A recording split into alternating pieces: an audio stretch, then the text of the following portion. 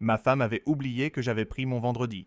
Détail minuscule, presque adorable, jusqu'au moment où je suis rentré dans notre appartement de Manhattan et que je l'ai entendu dire à un autre homme « Ne t'inquiète pas, Jason sera absent plusieurs heures ». Voilà le genre de phrase qui transforme un jour de repos en autopsie conjugale. Sans scalpel, juste avec du silence. J'avais quitté le bureau la veille avec une migraine correcte. Rien de spectaculaire. Pas de quoi faire envoyer des fleurs par les RH, mais assez pour poser une journée et dormir comme un contribuable honnête.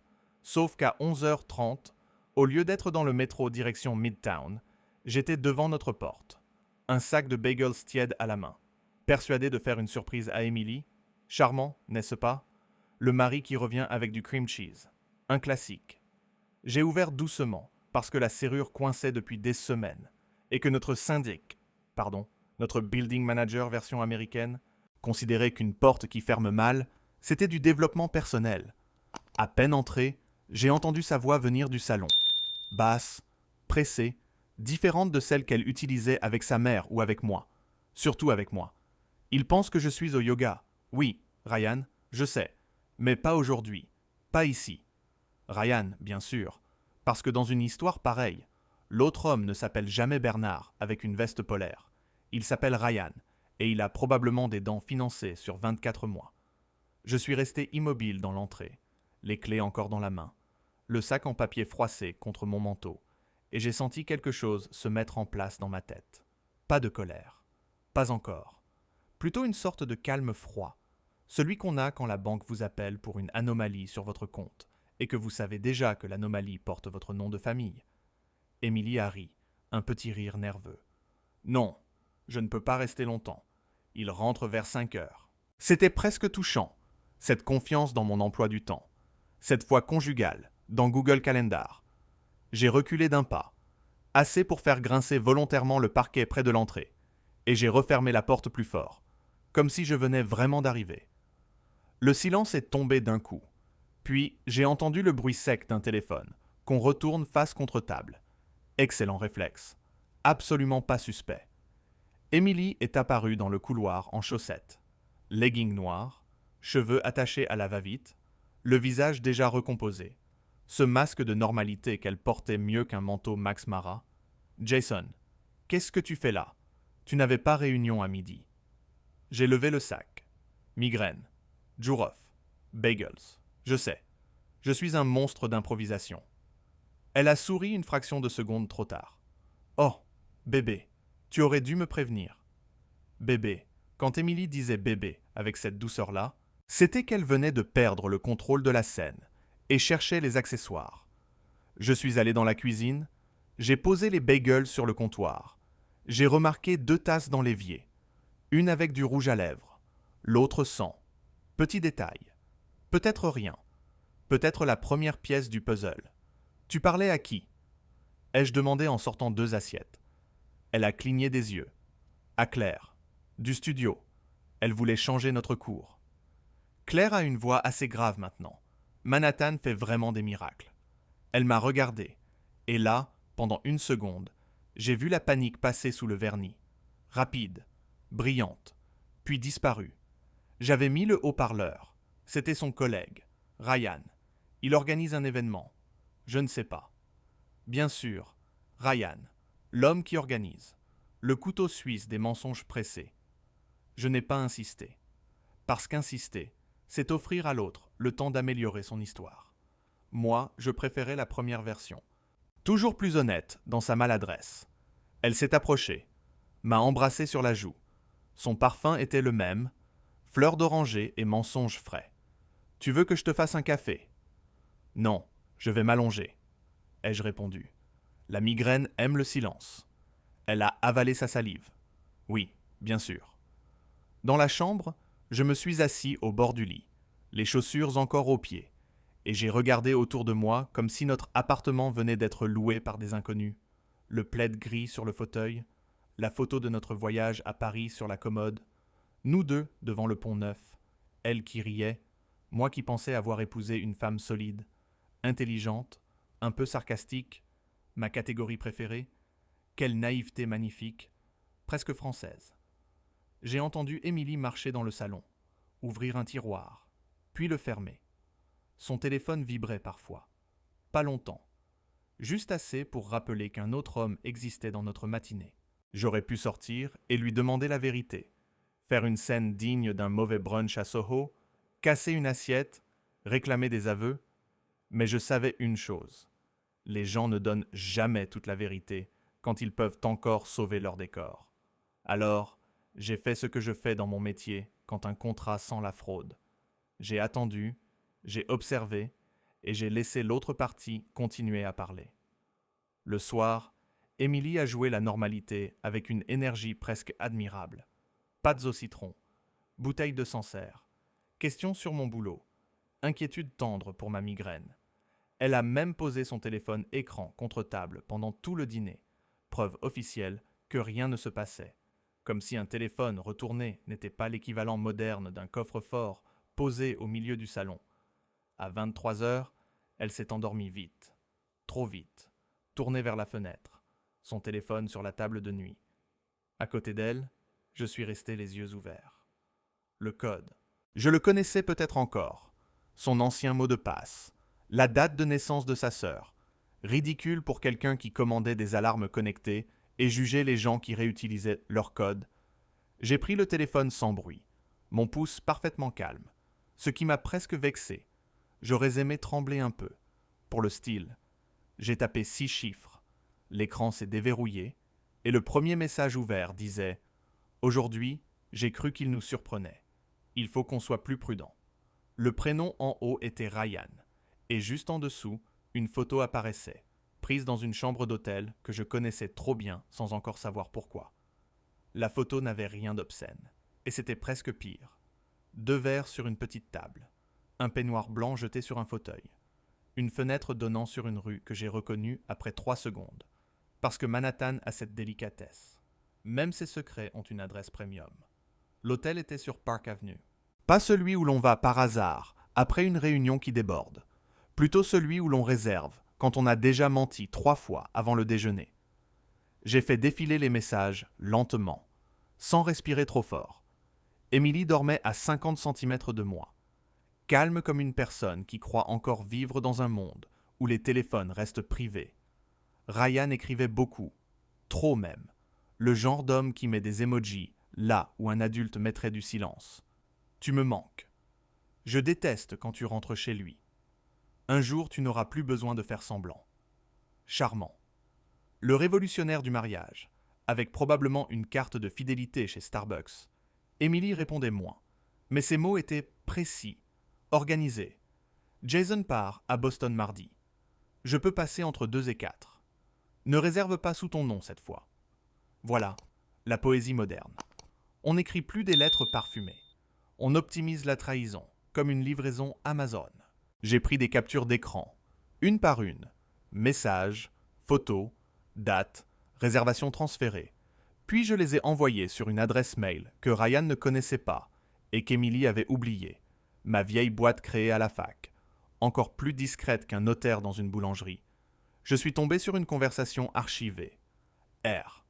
Juste une lettre, parce que cacher une liaison derrière une initiale, c'est visiblement le niveau master de la discrétion.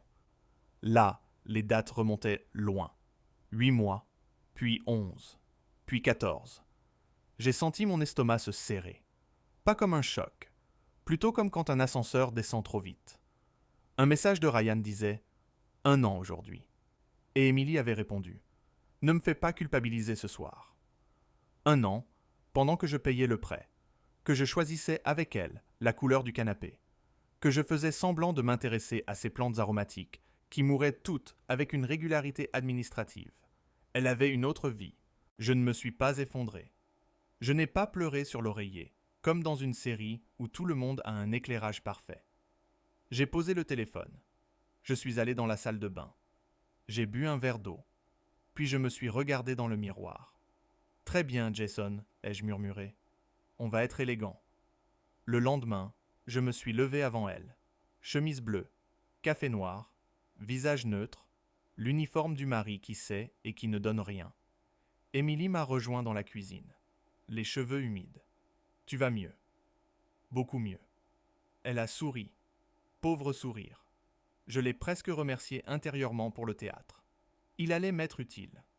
Au bureau, j'ai fermé la porte de mon cabinet et j'ai ouvert nos comptes bancaires. Les premiers relevés n'ont rien donné. Courses, loyer, restaurant, Uber, mutuelle américaine hors de prix. Cette blague nationale. Puis j'ai vérifié la carte secondaire, celle qu'elle utilisait rarement, officiellement pour les dépenses de la maison. Là, les lignes étaient plus bavardes que son téléphone. Hôtel Ardennes, 486 $. Hôtel Ardennes, 512 $. Hôtel Ardennes, 493 $. Toujours en semaine, toujours l'après-midi ou en début de soirée, parfois accompagné d'un restaurant italien à 2 rues, La Volpe, un nom parfaitement choisi, le renard. Vraiment, la ville avait le sens de l'ironie. J'ai exporté les relevés, surligné les dates, croisé avec mon agenda. Boston, Chicago, dîner client, visite chez ma mère à Queens.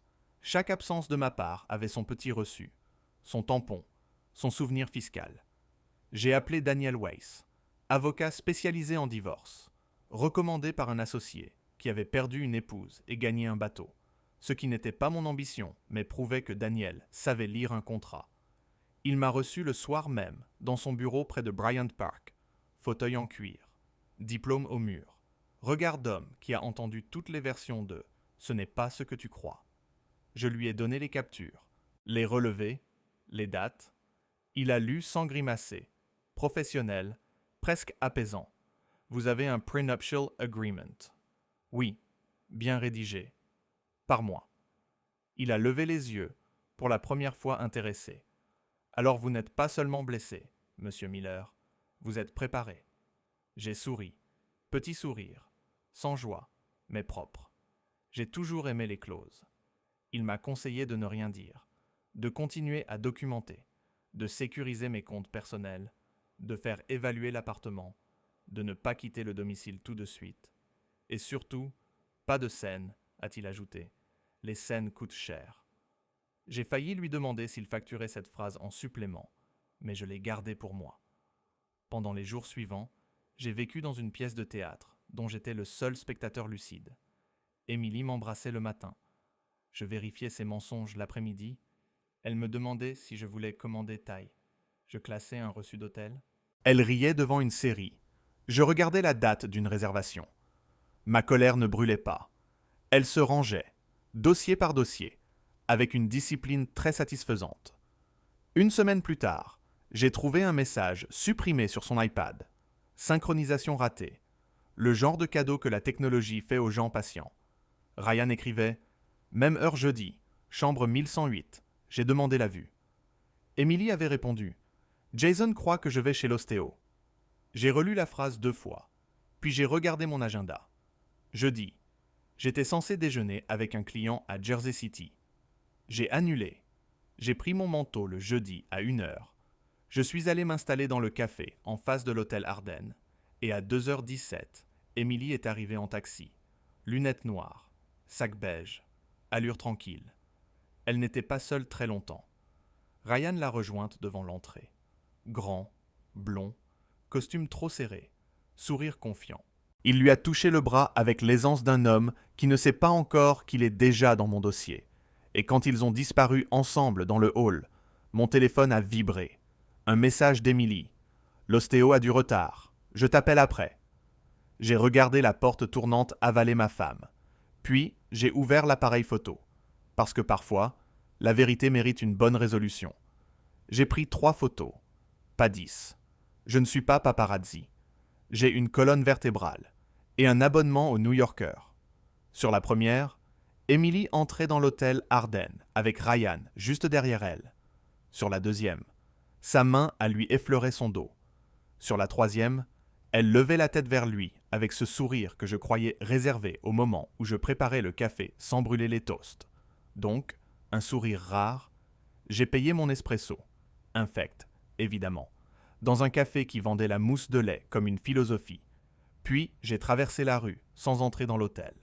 Pas besoin de scène. Pas besoin de monter au 11e étage et de jouer le mari humilié devant une moquette beige. J'avais déjà ce qu'il fallait. Et, Surtout, je voulais savoir jusqu'où elle comptait aller. À 15h49, elle m'a appelé. Voix douce, un peu essoufflée. Ça y est, je sors. L'ostéo m'a détruite. Courage, ai-je répondu. Les vertèbres sont des petites bêtes fragiles. Elle a ri. J'ai imaginé Ryan derrière elle, peut-être en train d'ajuster sa cravate trop étroite. Et j'ai trouvé ça presque comique. Presque. Le soir, elle est rentrée avec une salade hors de prix et un air de fatigue emprunté. Tu as passé une bonne journée, m'a-t-elle demandé. Productive, ai-je dit, ce qui était la vérité la plus élégante de la semaine. Le lendemain matin, je suis retourné chez Daniel Weiss avec une clé USB. Daniel l'a branchée, a regardé les photos, puis les relevés, puis le tableau que j'avais construit avec date, horaire, mensonges associés et montant.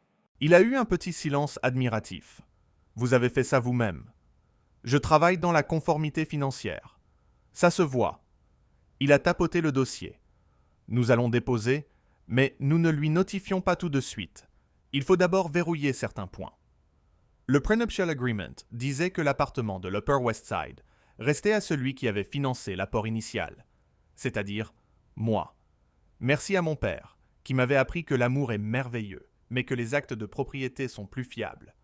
Les économies communes seraient partagées selon les contributions, sauf fraude ou dissimulation de dépenses personnelles importantes. Et les hôtels avec Ryan commençaient à ressembler à une petite thèse sur la dissimulation. Daniel a demandé si Emily avait accès à mes comptes personnels. Non. À vos investissements. Non plus. Aux originaux du contrat. Coffre à la banque. Il m'a regardé comme on regarde un élève qui a enfin compris l'intérêt des devoirs. Bien. Ce même soir, rebondissement numéro 1, Ryan m'a envoyé un message sur LinkedIn. Oui. LinkedIn, le lieu où les gens viennent mentir sur leurs compétences et, apparemment, tester leur karma. Bonjour Jason, j'aimerais vous parler d'une opportunité de partenariat entre nos sociétés. J'ai fixé l'écran pendant 10 bonnes secondes, puis j'ai éclaté de rire. Seul dans mon bureau, d'un rire sec qui a fait passer ma secrétaire, Mélissa, devant la vitre avec une tête inquiète. Ryan ne savait pas qui j'étais. Ou pire, il le savait et voulait se rapprocher. La stupidité humaine mérite parfois un balcon. J'ai répondu « Avec plaisir, envoyez-moi vos disponibilités ». Il a proposé le mardi suivant. Déjeuner à la Volpe, évidemment, leur petit restaurant italien. Parce qu'un homme médiocre a toujours des habitudes. Et les habitudes sont des cadeaux pour les gens organisés. J'ai transféré l'échange à Daniel, qui m'a répondu seulement « Ne menacez pas, écoutez ». Mardi, je suis arrivé en avance. Costume gris, montre simple, dossier vide dans ma sacoche. Ryan était déjà là. Sourire éclatant, poignée de main trop ferme. Jason, ravi enfin de vous rencontrer. Enfin, joli mot. Il parlait vite. Startups, investissement, synergie, croissance. Le vocabulaire complet de ceux qui vendent du vent en bouteilles recyclables. Je l'ai laissé dérouler, puis j'ai demandé « Vous connaissez Emily, n'est-ce pas ?» Son verre d'eau s'est arrêté près de sa bouche. Un instant minuscule, délicieux. Emily. Ma femme, ai-je précisé. Emily Miller. Il a posé le verre. Ah, oui, vaguement, par des amis communs. Vaguement, j'ai pensé à la chambre 1108, à la vue demandée, à l'ostéo assassiné dans son honneur professionnel. Le monde est petit, ai-je dit. Manhattan surtout. On se cogne vite au même mensonge. Là, son sourire s'est fissuré. Pas beaucoup. Assez pour que je voie l'homme derrière le costume. Moins sûr, plus jeune. Il a essayé de reprendre sa présentation, mais ses phrases perdèrent leurs chaussures, trébuchaient partout. À la fin, je lui ai serré la main. Merci pour votre temps, Ryan. Daniel vous contactera peut-être. Ou pas. Ça dépendra de votre capacité à devenir soudainement intelligent. Il a pâli. Pardon ? Vous avez très bien entendu. Je suis sorti avant qu'il trouve une réplique, car il n'y a rien de plus triste qu'un homme pris sans script. Le soir même, Emily était nerveuse. Ryan avait probablement paniqué, envoyé un message, demandé si j'étais au courant. Elle tournait autour de moi comme un chat autour d'une valise. Tu as déjeuné avec qui aujourd'hui? Un type qui voulait me vendre des synergies. Ah, il y en a beaucoup en ville. Une vraie invasion. Elle a ri trop fort, puis s'est servi du vin. Ses doigts tremblaient à peine. Je n'ai rien dit. Je voulais qu'elle sente le sol bouger, sans savoir d'où venait le tremblement. 2 jours plus tard, Daniel a déposé la demande de divorce au tribunal. Tout propre, tout net, adultère, dissipation de fonds conjugaux, rupture irrémédiable. Les mots officiels ont une beauté froide. Il ne crie pas. Il découpe. Émilie continuait à vivre à côté de moi, à choisir des yaourts, à commander des coussins, à mentir en posant sa tête sur mon épaule. Et moi, j'attendais le bon moment. Il est arrivé un samedi soir, dans un restaurant de West Village, où elle m'avait demandé d'aller pour nous retrouver. Splendide idée. Vraiment. Le serveur venait d'apporter le dessert, quand elle a pris ma main. Jason, j'ai l'impression que tu es loin de moi en ce moment. J'ai regardé sa main sur la mienne, puis l'enveloppe dans la poche intérieure de ma veste. Tu as raison, ai-je dit. Ce soir, je reviens complètement. Et j'ai posé l'enveloppe entre nous, son prénom écrit dessus, en noir. Sans trembler, Émilie a regardé l'enveloppe, comme si je venais de poser un animal mort entre le tiramisu et son verre de pinot noir, ce qui, à bien y réfléchir, n'était pas complètement faux. Il y avait quelque chose de mort dedans. Mais ce n'était pas un animal. C'était notre mariage. C'est quoi? A-t-elle demandé. Voix légère. Trop légère. La voix des gens qui savent déjà, mais réclament encore une mise en scène. Ouvre. Elle a glissé un doigt sous le rabat. Lentement. Avec cette prudence absurde qu'on réserve aux factures et aux diagnostics. La première feuille était la photo de l'hôtel Ardennes. Elle et Ryan devant l'entrée. Grand soleil. Mensonge très bien exposé. Ses joues ont perdu leur couleur avant même qu'elle voie le reste. Jason. Non, ai-je dit doucement. Pas encore. Tu vas lire. C'est la partie pédagogique. Elle a tourné les pages. Capture de message. Réservation. Relevé bancaire. Le tableau des dates. La Volpe. Chambre 1108. Mardi. Jeudi. Vendredi. Les jours où j'étais censé être aveugle. Le serveur est passé près de nous, a senti l'ambiance et a disparu avec l'élégance d'un diplomate. Émilie a posé une main sur sa bouche. Ce n'est pas ce que tu crois. J'ai presque souri, pas par joie, par respect pour la tradition. C'est exactement ce que je crois. Pour une fois, nous sommes d'accord. Je voulais te le dire. Naturellement, entre le dessert et le café, peut-être. Elle a baissé les yeux, puis elle a tenté la version noble, celle avec souffrance intérieure et brouillard sentimental. Je me sentais seul. À Manhattan, c'est une épidémie. Apparemment, la solution coûte 512 $ à Park Avenue. Elle a fermé les yeux. Tu es cruel. Non, Émilie, je suis factuel. Cruel aurait été d'inviter Ryan. Là, elle a compris que je savais aussi pour le déjeuner LinkedIn. Son visage s'est figé. Tu lui as parlé. Il a essayé de me vendre des synergies. J'ai survécu. Elle a repoussé l'enveloppe, comme si les preuves allaient se vexer et rentrer seules à la maison. Tu m'as espionné. Tu as utilisé notre argent pour financer ton théâtre. J'ai vérifié les billets. Elle a murmuré. Depuis combien de temps tu sais? Depuis le vendredi où tu as oublié que j'avais congé. Elle a respiré trop vite. Pas une crise. Juste la panique très ordinaire des gens qui découvrent que leur décor avait une caméra invisible. Qu'est-ce que tu veux? Le divorce est déjà déposé. Cette phrase a fait tomber quelque chose en elle. Je l'ai vu. Pas de fracas. Plutôt un effondrement propre. Administratif. Presque français. Comme un dossier CAF refusé pour pièces manquantes. Déjà. Daniel Weiss s'en occupe. Elle a blêmi encore plus. Daniel Weiss, l'avocat de Mark Feldman. Le même, il adore les relevés bancaires bien rangés. Émilie a soudain changé de ton. Plus dur, plus calculateur. Enfin, la vraie conversation commençait. Tu ne peux pas me mettre dehors. C'est aussi chez moi. L'apport initial vient de moi. Le contrat est clair. Tu l'as signé devant notaire. Ou disons l'équivalent local, avec climatisation excessive. J'étais ta femme? Oui. Et tu étais aussi très occupé les jeudis après-midi. Elle m'a fixé. Tu vas me punir. Non, je vais me protéger. Nuance importante. Elle a pris son sac, puis s'est rassise, parce qu'elle venait de comprendre que partir en claquant la porte n'impressionne personne quand l'autre a déjà déposé les papiers. Ryan m'aime, a-t-elle soufflé. Et là, j'ai vraiment eu de la peine. Pas pour elle. Pour la phrase « si fragile, si mal habillée ». Alors il sera ravi de t'aider avec les frais d'avocat. Silence.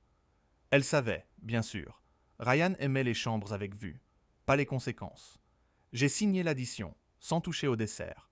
Crime regrettable, mais nécessaire. Puis je me suis levé. Tu peux rentrer à l'appartement ce soir. Je dormirai ailleurs. Demain, Daniel t'enverra les documents. Jason, attends. Sa voix s'est cassée, juste assez pour attirer 2 regards de la table voisine. Je me suis penché vers elle. Calme. Tu as eu 1 an pour parler, Emily. Maintenant, c'est mon tour de me taire. Je suis sorti dans l'air froid du West Village. Mon téléphone a vibré avant même que j'arrive au trottoir. Message de Ryan. On doit discuter. J'ai lu. J'ai rangé le téléphone. Puis j'ai vu Emily derrière la vitre, déjà en train d'appeler quelqu'un. Et cette fois, je savais exactement qui allait refuser de décrocher. Ryan n'a pas décroché. Évidemment, il avait le courage d'un Wi-Fi d'hôtel. Excellent tant que personne ne s'en sert vraiment. Emily l'a appelé 3 fois devant la vitre du restaurant. Puis elle a tapé un message avec cette rage rapide du pouce qui annonce les grandes chutes. Moi, j'ai marché jusqu'à la 14e rue. Sans musique, sans taxi. Juste le bruit de Manhattan autour de moi. Les sirènes, les talons, un type qui criait sur un vélo comme si le vélo allait répondre. Et pour la première fois depuis 2 semaines, j'ai respiré sans jouer un rôle. Le lendemain, Daniel a envoyé les documents. Emily a commencé par supplier, puis nier, puis négocier. Magnifique trilogie. On peut réparer. Tu as tout exagéré. Je mérite quelque chose. Elle alternait entre l'épouse blessée et la juriste improvisée, avec le même succès qu'une boulangerie qui vendrait des pneus. Ryan, lui, a disparu pendant 6 jours. Puis il m'a envoyé un mail très poli, disant qu'il ne souhaitait pas être impliqué dans une situation privée. Situation privée, voilà comment un homme appelle un incendie quand il a lui-même apporté les allumettes. Je l'ai transféré à Daniel, qui a répondu par une phrase sèche, très utile. 2 semaines plus tard, Emily a découvert le détail le plus douloureux pour elle. Pas mon silence, pas les photos, l'appartement. Notre contrat était clair. L'Upper West Side restait à mon nom. Elle avait droit à ses affaires, à une part calculée des économies, moins les dépenses non justifiées prélevées sur le compte commun. Le mot « hôtel » revenait souvent dans les échanges d'avocats, comme une petite cloche très agaçante. Elle m'a attendu un soir dans le hall, manteau camel, yeux rouges, dignité en solde. Tu ne peux pas effacer 7 ans. J'ai appuyé sur le bouton de l'ascenseur. Je n'efface rien, je classe. Tu es froid. Non, Emily, je suis enfin à température normale. Elle a baissé la voix. Ryan ne me répond plus. J'ai eu la décence de ne pas dire que j'étais bouleversé. C'est embêtant, pour l'histoire d'amour du siècle. L'ascenseur est arrivé. Je suis monté seul. 3 mois après ce dîner au West Village, le divorce était finalisé. Proprement, presque sans éclat, ce qui prouve qu'un bon avocat est parfois plus efficace qu'une catharsis. Emily a quitté l'appartement un jeudi matin. Ironie généreuse du calendrier. 2 déménageurs ont emporté ses cartons, ses plantes mortes, 3 lampes trop chères, et le fameux plaid gris. Elle m'a laissé les clés dans une enveloppe. Sans mots. Bonne idée. Elle avait déjà beaucoup écrit à Ryan. Je suis resté 1 semaine encore dans l'appartement vide. Puis je l'ai vendu, parce que certains murs gardent trop bien les voix. J'ai pris un 2 pièces à Brooklyn, près de Cobble Hill. Briques rouges, café minuscule, boulangerie tenue par un Français qui jugeait les croissants américains avec une sévérité patriotique. Je l'aimais bien. Le premier dimanche, j'ai acheté du pain, du vrai presque vrai, un café brûlant, et je me suis assis près de la fenêtre. Pas de téléphone retourné sur la table, pas d'excuses d'ostéo, pas de parfum qui mentait mieux que les gens. Juste le matin, ma respiration, et une ville qui continuait sans me demander d'applaudir. 1 mois plus tard. J'ai croisé Ryan devant une station de métro à Brooklyn. Costume froissé, sourire absent. Il m'a reconnu, a hésité, puis a traversé la rue trop vite. J'ai failli rire. Pas fort, juste assez pour moi. Émilie, elle, m'a envoyé un message une dernière fois. J'espère qu'un jour tu comprendras. J'ai répondu. J'ai compris le vendredi où je suis rentré plus tôt. Puis, j'ai bloqué son numéro. Ce n'était pas une vengeance spectaculaire. Pas une grande scène avec pluie et violon. C'était mieux. C'était une porte fermée doucement, de mon côté. Et derrière elle, enfin, une vie sans double fond,